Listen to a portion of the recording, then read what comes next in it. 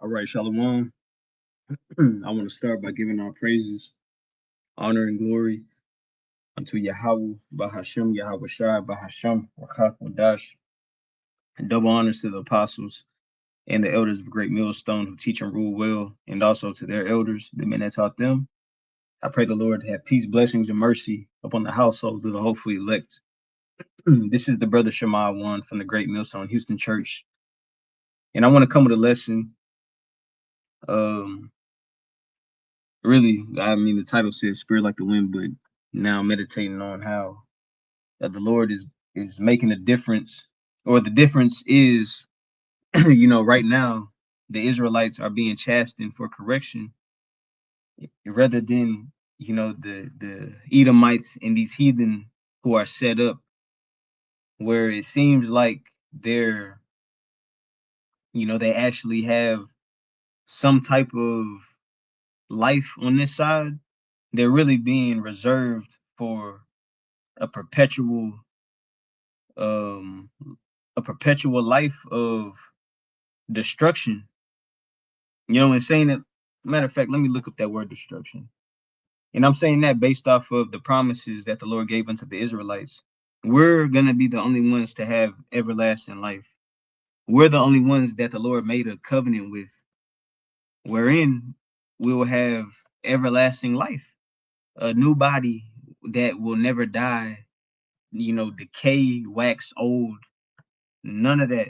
It'll be in the fullness of youth and strength forever, and continually increase forever. All right. So looking up that word destruction, it goes into, this is just on Google. It says demolition, a spoliation. It says the action or process of causing so much damage to something that it no longer exists or cannot be repaired. Or maybe or you could say that's harsh, but according to the body, this flesh, how we are right now, guess what? This body perishes. It does get destroyed to the point where you can't fix it, and that's the covenant within being in this flesh. Wherein the heathen have no departure or no separation from that lot. That is the lot of the heathen forever, perpetually. They have no promises of everlasting life. So thinking about the current condition of the nation of Israel, which is at the rock bottom right now, went through every captivity, being at the rock bottom of every captivity. In some points you had Jake flourishing, having certain positions, but still you're still in hell in the hand of enemies. All right. Compared to the heathen who don't have a covenant made with them. That's why the judgments and the chastisements right now are fucking extreme for the Israelites, because look at what's to come. And I'm thinking about Amos, the 3rd chapter, real quick. Let's start with that. Where it's not just like a sob story for the Israelites. No, this is the beauty of it, like knowing what's to come, where we're not in the dark, wherein whenever things pop off and get worse, like we prophesy, we'll actually have comfort because we know what's next. It's a part of the process of being corrected, us being punished as sons for correction, us being refined, and eventually being restored, to perfection. But this is Amos chapter 3:1. It says, "Hear this word that Yahweh Bashim Yahushua has spoken against you, O children of Israel." Why? Why? What's the reason for this? That's like a father having a issue with his household, or his son or his daughter or his wife, and you got it, and that's your focus, that's your care, that's your business. So just like the scriptures say, hear this word that the Lord has spoken against you, O children of Israel, against the whole family which I brought up from the land of Egypt, saying, you only have I known of all the families of the earth. Therefore, I will punish you for all your iniquities. It's that personal. It gets personal with Yahweh Bashim Yahushua dealing with the Israelites. This is a correction a refinement, which takes time. This ain't just no fucking get them out my face, do away with them. No, like the Lord is patient and long suffering with the nation of Israel. All right. We're in still to this day, the Lord's mercy is being shown, you know, compared to these heathen nations. They think, they think they actually have some light at the end of the tunnel, but it ain't Yahweh Shai, so therefore it really ain't light. That's the spark of that damn missile. I'm being funny, but they have no light, man. Like as far as exit, as far as being saved and delivered from what's coming, no, they're going into slavery, into hardcore bondage, just like we did. So the difference is the Lord, he said he's gonna punish us for our iniquities because he made a covenant with us, you know. So really this punishment is for our correction at the end of the day. All right. We're in, what is that? Jeremiah, the 30th chapter, real quick, mentions it again, where we're not just through. This is a punishment, it's temporary. Jeremiah chapter 30 and verse 11. Let's start at 10. Jeremiah 30 and 10, it says, therefore fear thou not, O my servant Jacob, saith Yahweh Ba'ashem Yahushua, neither be dismayed, O Israel. For lo, I will save thee from afar, wherever we've been scattered. The Lord is gonna, come through and deliver from the impending dangers. All right. Be a hedge of protection. Be comforting. In physical, it's gonna be physical. It's not I'm spiritually saved. No, it's going to be physical. Like it says, I will save thee from afar. In order to be saved, there has to be danger coming. And from afar, meaning wherever you may be. If you're not here in America, Babylon the Great, if you're in another country, guess what? And you believe in Yahweh Ba'ashem Yahushua, you will be saved and delivered, man. This ain't no fairy tale story. This is the word of the Lord, and it is going to take place. Just like niggas didn't believe in the flood was coming, but guess what? It did happen. People didn't believe that Yahweh was the savior of Israel, but it was evident that he was. And we just so happen to be faithful right now. And Lord willing, it continues like this, and it continues like this until the end. That's why it says, hey, blessed is he, or no, blessed is he that endureth until the end, the same shall be saved, roughly paraphrasing.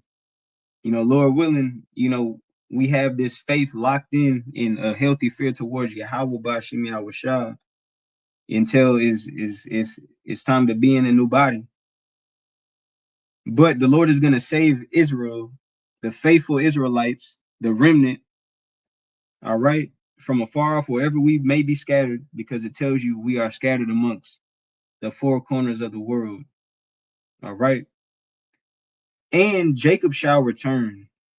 Well, Salakia says, I will save thee from afar, and thy seed from the land of their captivity, and Jacob shall return, showing you. So those that are going to be delivered from wherever you've been scattered are going to be the Israelites.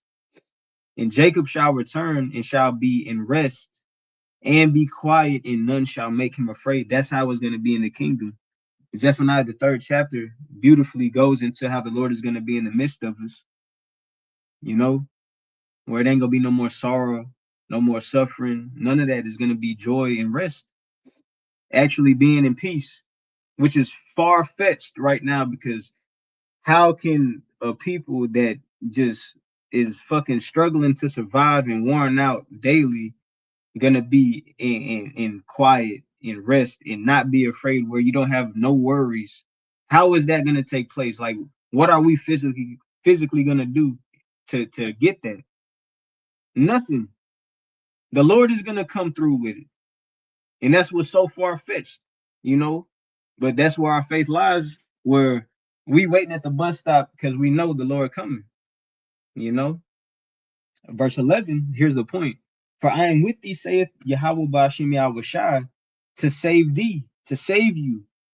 It says, though I make a full end of all nations, whether I have scattered thee, yet will I not make a full end of thee. There's a difference. Everybody ain't being saved, and this is pertaining to the kingdom, because guess what? If the Lord saves a remnant and makes a full end of the nations, guess what? That nation, that don't mean they're just gonna be cut off, like they're dying and they're gonna be done away with forever. No, that nation is gonna come back in servitude, in captivity, in submission, under the rule of the Israelites. All right, where the Israelites aren't finna be on that level. The Lord ain't finna do away with us. It tells you in Second Esdras, the 3rd chapter, around the 15th or 16th verse, the Lord put by Esau, not Jacob. You know, so just showing you the Lord ain't finna make it end with the Israelites. He made us it's his will to make us a fruitful nation, to continually multiply and be fruitful forever. But these nations, guess what? They're gonna have the lot of what we experience today, being subject to payments, working, but it's gonna be different because Esau ain't finna be on the earth and ruling. These nations are actually gonna have a chance to experience, you know, a life underneath the rule of the Israelites in our perfection, which is gonna be cool for them. They'll be content, but they're gonna experience life and death. They're gonna go through that. We're not. The scriptures tell you in Deuteronomy, the 30th chapter, the 7th verse, that the curses are gonna be upon the heathen, right?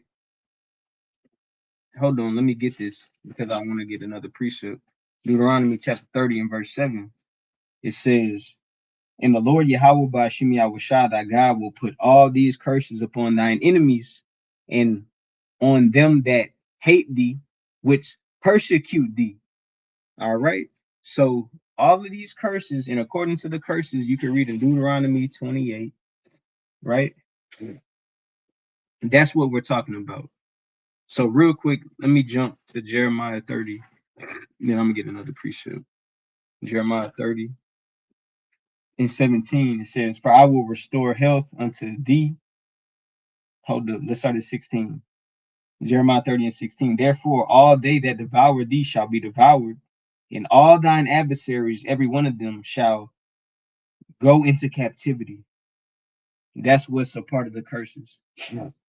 All of our adversaries, all of our enemies, which are all the other nations, are going into captivity, and they shall spoil thee. It says, and they that spoiled, Salaki, and they that spoil thee shall be a spoil, and all that prey upon thee will I give for a prey. And that's called a recompense. It is a righteous thing with the Lord to recompense trouble to those that trouble you, or recompense tribulation to those that trouble you. In Revelation 13, 9 and 10, you know, those that kill with the sword must, or how does it say? He that leadeth into captivity must be led into captivity. He that killeth with the sword must be killed with the sword, roughly paraphrasing. But also Psalms, the 83rd chapter, because guess what? Because you work with heathen and other nations and your children play sports with heathen, other nations, that don't mean that they're your friends and they're your family. We still have enemies because we operate on a higher level when we tap into these scriptures. When the Lord quicken our spirits, we no longer operate on the plain surface of this world where you're moved by Esau's influence. We no longer stay up on this nigga, and we know the truth now. Everybody ain't finna be saved. Everybody ain't equal, because this nigga don't even display that on the earth. But now we know the truth, and we understand that we have enemies, and we have people that perpetually come against us through the spirit, and it's okay, because at the end of the day, prophecy is gonna prevail. and Israel will be established. And these nations that come against us, that have plotted against us, they're going into captivity. And real quick, Psalms 83 gives you an example of the enemies that Israelites have and what they have conspired against us from ages ago. So Psalms 83 in verse 1, it says, "Keep not thou silence, O God, Yahweh Bashem Yahushua, hold not thy peace, and be not still, O God." And that's, and that's not going off. There's multiple scriptures you could read where you have men, wanting the Lord to act and to move on our behalf due to our oppression, due to, being, how does it say, constantly harassed, being worn out. It says, "For lo, thine enemies make a tumult, make a tumult, a tumult." That word is hard. "For lo, thine enemies make a tumult, and they that hate thee have lifted up the head. They have taken crafty counsel against thy people, the Israelites, and consulted against thy hidden ones, the Israelites, because it wasn't revealed unto us, from the jump who we were as a people. This is the only captivity where that has been removed, which fits prophecy. The Egyptian, whenever we were in Egypt, ancient Egypt, we knew we were Israelites. Fast forward into the Assyrian captivity, knew we were Israelites. Babylonian captivity, knew we were Israelites. Medo-Persian captivity, we knew we were Israelites. The Greco-Roman captivity, we knew we were Israelites. Coming over here to America, that has been taken away and stripped, where we no longer knew who we were as a people. We no longer had the name of the Lord in our spirit. But according to prophecy, in the last days, the Lord will give that spirit back to us, like it tells you in Baruch, the 2nd chapter, starting around the 28th verse, 30th verse. All right. Isaiah 1 and 10. I mean, not Isaiah, Hosea 1, 9 and 10. But it says, thine hidden ones, the Israelites, we are the ones that got our heritage stripped and taken from us, according to prophecy. It says, they, and just, this ain't no movement like an uprising, the Black Hebrew Israelite movement. No, this is according to prophecy, man. Now the secrets ain't fucking secrets no more. It's being revealed, which shows you everything is coming out before Esau goes down. This nigga is being accused for his guilt. His going off, his lies. That nigga's guilty. Because the reason why we've been hid is because we've been given into the hand of our enemies. Esau has a lot to do with this, and these nations know too. Therefore, they are our enemies, man. Verse 4 says, they have said, come and let us cut them off from being a nation. That's wicked. That's fucking wicked, man. Promoting women's liberation to destroy the household, giving children authority over their parents, promoting LGBTQ shit amongst Jake, the defilement of foods and the clothing, just everything, the working in a fucking corporation. All of these are ways to, let's cut them off from being a nation. Let's keep these niggas distracted, or let's do whatever we can, whatever we got. Let's apply it to make them no longer a people. But it don't work on the elect. That was for a short time, which is an example of what's coming. Through the spirit, it happened. Now it's finna display spiritually, where nigga, you heathen and you Edomites have no more, authority. That shit is over with. When Esau can't lie no more, he's done. When Esau can't, he don't have the power of killing. He's done. This nigga is at his end. So it says, they have said, come and let us cut them off from being a nation, that the name of Israel may be no more in remembrance. That's wicked. You know, and look at what Esau does today. Look at what this nigga's doing across the earth. This nigga is trying to erase people, countries, nations, kingdoms, but specifically, it has always been the focus on the Israelites. To the point in 2026, you got people believing that the ones in the land right now are the Israelites. And they asses in a Baptist church or in a Catholic church every Saturday or Sunday, praying to Jesus. Yeah, that's what you call um, a little sprinkle of the effect of the conspiracy that these Edomites and these other nations came up with. You know, let's make the name of Israel, you know, be known more in remembrance. They tried. It works for it works for a, how does it say? It works for the people who were created in vain. It works for the faithless, you know, but it won't work for the remnant. Where nothing is going to separate us from the love of Mashiach, like it tells you in the book of Romans, the 8th chapter, you know. But it says, for they have consulted together with one consent, being on the same page. They with it, you know. Let's come against the Israelites.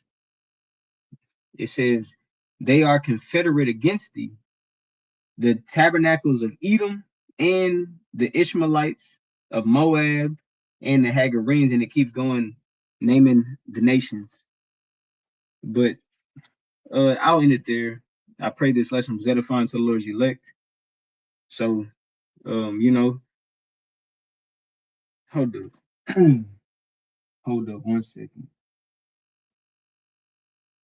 Yeah, that's it. I'll end it there. I was thinking about Second Maccabees, the 6th chapter. I'll close out with that. Second Maccabees, chapter 6, where it's the separation, man. You know, this is a correction, a punishment, a chastisement, wherein the Lord is gonna, you know, reveal at the end of the day, you know, the difference from chastisement and correction, you know, compared to being condemned. All right, which these heathen, they're not gonna experience what the Lord gave unto us. You know, the new covenant has nothing to do with them. Everlasting life, peace, joy, you know, the law, statutes, and commandments in our inward parts, you know, the inheritance, the promises. The second Maccabees, the 6th chapter and the 12th verse, it says, I beg you not to become discouraged. And this is in GNT. As you read about the terrible things that happen, consider that this was the Lord's way of punishing his people, not of destroying them. So, you know, it's a temporary display of punishment, like it said. Wherein, if you get punished by the Lord, that shows you that you're a son, you belong to him. Wherein these heathen do all types of wickedness, and it's like nothing happens to them. That's the evidence. That's the evident token that, damn, you're not a son of God. You know, you're not the people of the Lord. Verse 13. In fact, it is a sign of kindness to punish a person immediately for his sins, rather than to wait a long time. Ecclesiastes 8 and 11. The Lord deals differently with the heathen. You know, the Lord allows them to continue to do wickedly. But at the end of it, it won't be, you know, an exit. They're going to be faced at the dead end of judgment, which will not be tolerable. They won't be able to bear it. Verse 15, it says, but he punishes us before we have sinned too much, which is a different, just like how you deal with your children. You know, you don't let them act like your next door neighbor. You don't let them act like the people who they go to school with. You know, you don't let them act like your fucking other family members. You correct them, you know, whether it be words or ass whoopings.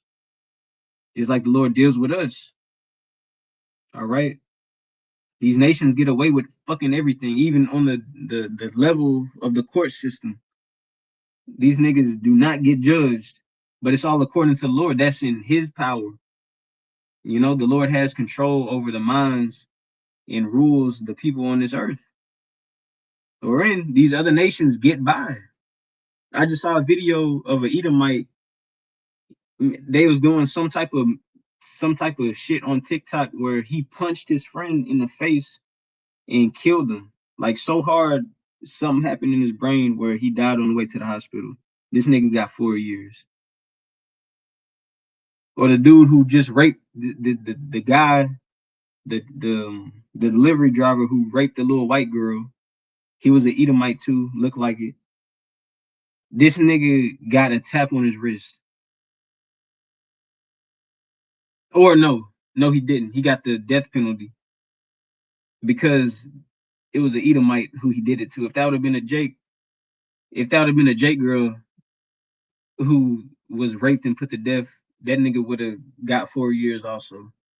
But just because it was a little looking like an Edomite girl who the dude raped and killed, he got the death penalty.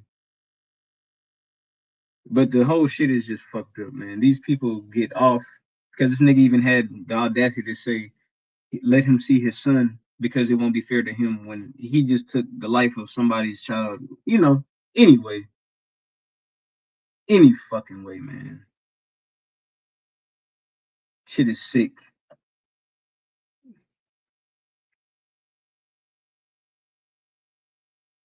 Verse of 14. It says, the Lord does not treat us as he does other nations. He waits patiently until they have become deeply involved in sin before he punishes them. But he punishes us before we have sinned too much. All right. And that's exactly what it is. There's limits. That's called correction, where the Lord won't let you go above and beyond. And that's according to the Lord's elect, because 2/3 went so far off, to the point of no return, where the only solution is death by pain.